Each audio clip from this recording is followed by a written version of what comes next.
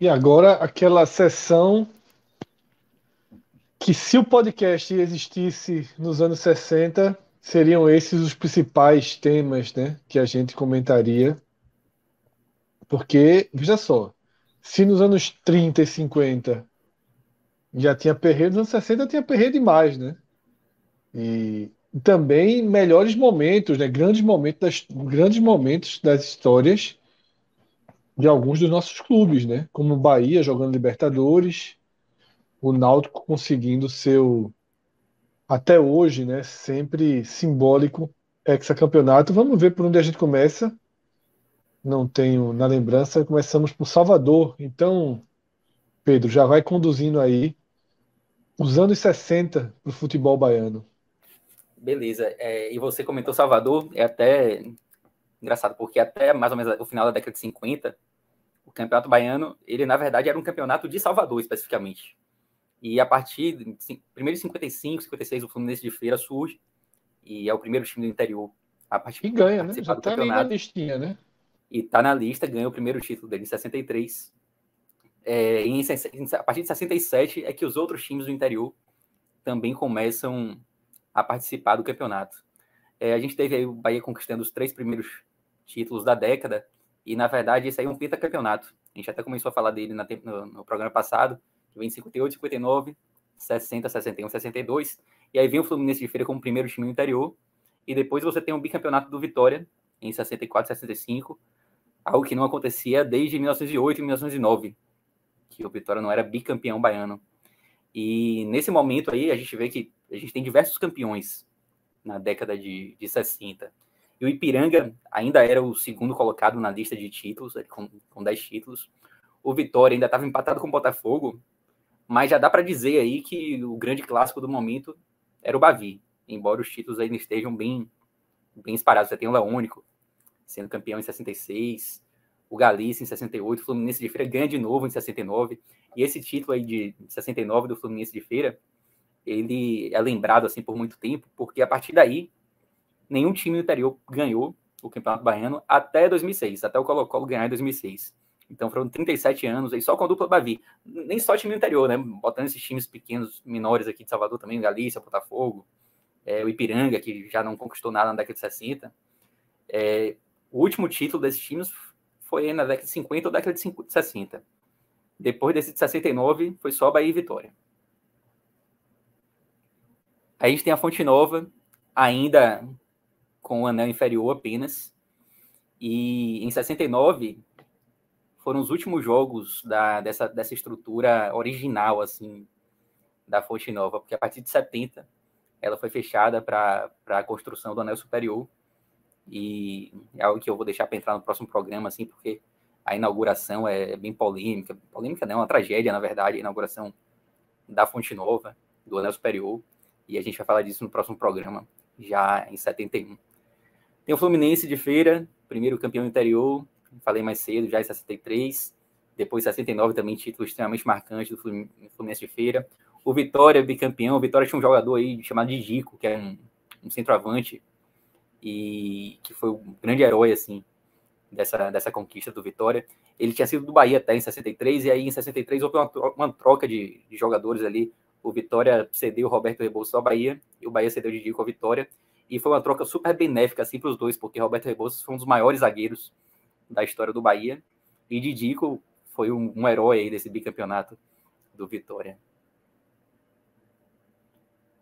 E em 60, a gente tem a primeira participação de um time brasileiro na Libertadores. Na verdade, a primeira edição da Libertadores da América, o Bahia tinha sido campeão da Taça Brasil em 59, a gente comentou aqui no programa passado também, e o Bahia enfrentou o São Lourenço.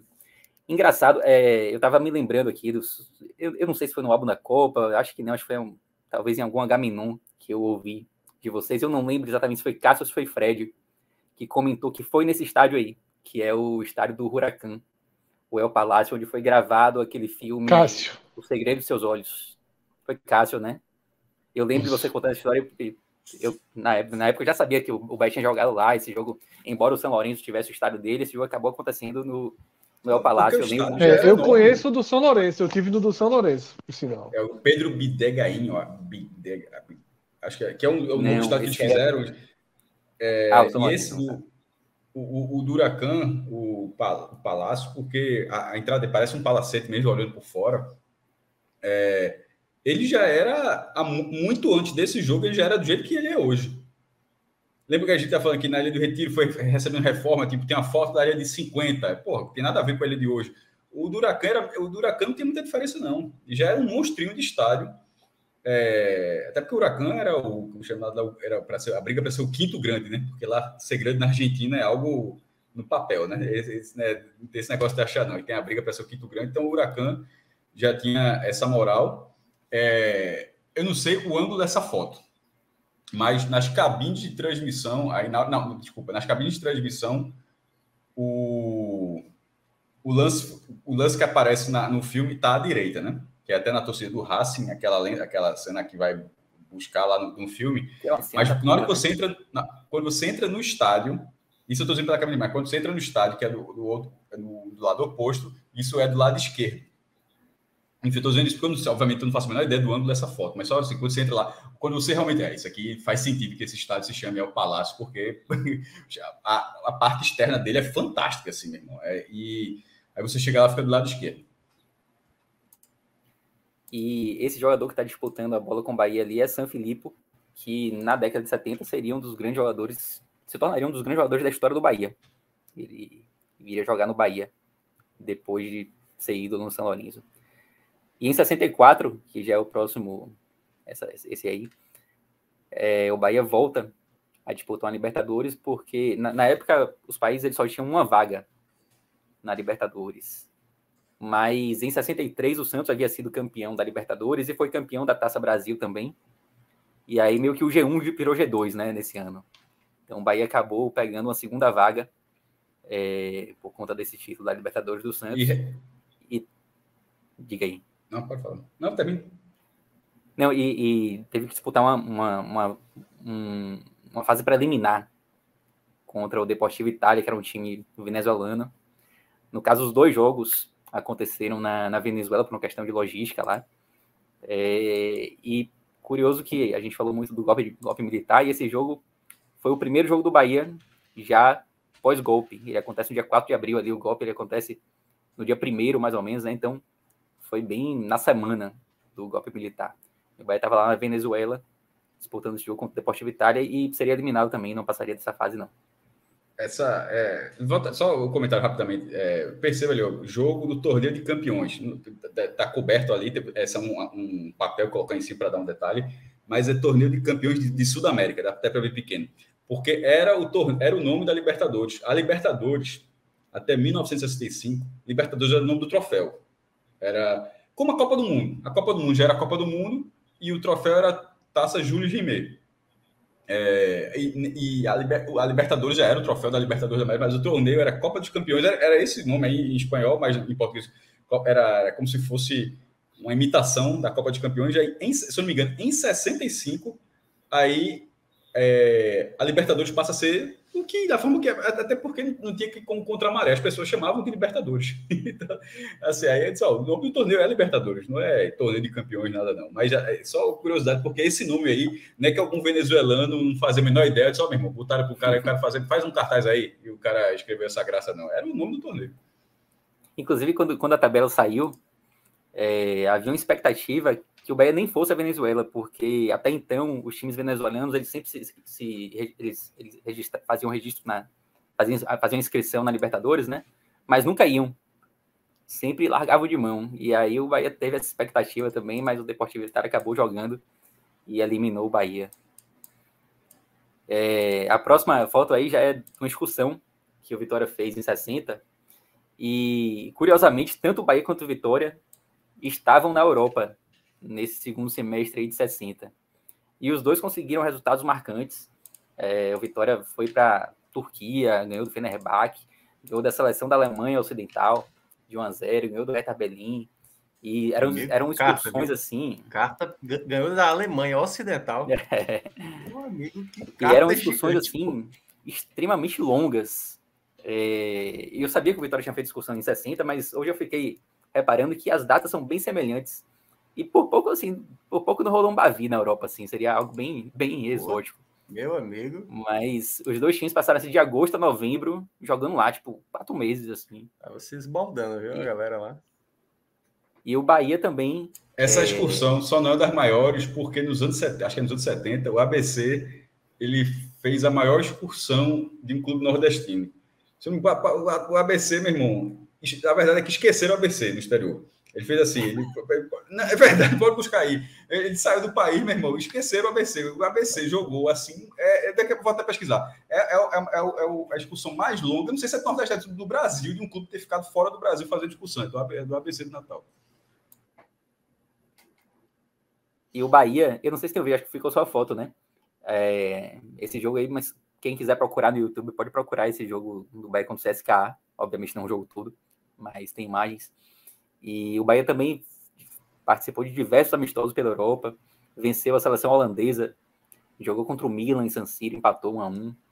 E tem o resultado mais marcante, obviamente, dessa excursão, é um 6-1 a favor do Bahia contra o Bayern de Munique em Munique. E aí é uma carta gigante, né, velho? Não precisa entrar no mérito que o Bayern ainda não era o Bayern. Não interessa azar do Bayern se o Bayern não era o Bayern. Azar do Bayern. Azar do Bayern. Azar o do Bayern. Aí é o jogo contra o CSKA. Esses jogos da União Soviética, dá para achar vários assim do Bahia. Contra o Torpedo Moscou. Enfim, tem vários no YouTube. Era Salva, essa discussão do Bahia... Quem era o goleiro do Bahia ali? Pô, não sei. Sei não. Devia ser Nadinho, porque era o goleiro do título de 59, né? Então, no ano seguinte... Pedro, só aproveitando rapidamente que eu achei aqui, sobre a expulsão do ABC, o ABC, em 1973, jogou 24 jogos no exterior, em 9 países, em 112 dias. Meu irmão, esqueceram o ABC. Mas 112 dias é o quê? 4 meses, né? Quase 4 meses, porra. Tu acha pouco? Aqui foi agosto, setembro, outubro e novembro. Não muda muito, não. Meu irmão, veja só. A do ABC é considerada a maior. 112 dias. Aqui é maior excursão fora do Brasil. Não sei se você fala do ABC, mas assim. Cartinha do ABC. E essa excursão do Bahia, ela terminou na Argélia, que fica ali no norte da África, né? E é um negócio que eu encontro pouco material sobre essa passagem na Argélia. Eu morro de curiosidade, porque a Argélia estava em guerra civil nesse período. Estava em guerra civil, buscando a independência dela ali contra a França. E o Bahia faz um amistoso lá contra o Racing da França, tipo, na Argélia. Então, eu tenho curiosidade de pesquisar qual era o contexto assim, político desse jogo. Mas, enfim, é algo que eu ainda vou fazer. Mas só a título de curiosidade, antes de entrar aí no futebol cearense, é interessante ver, né, como realmente ali no final da década de 50, entrando na década de 60, o Brasil já era uma potência em termos de futebol, né? Começa a ser uma potência.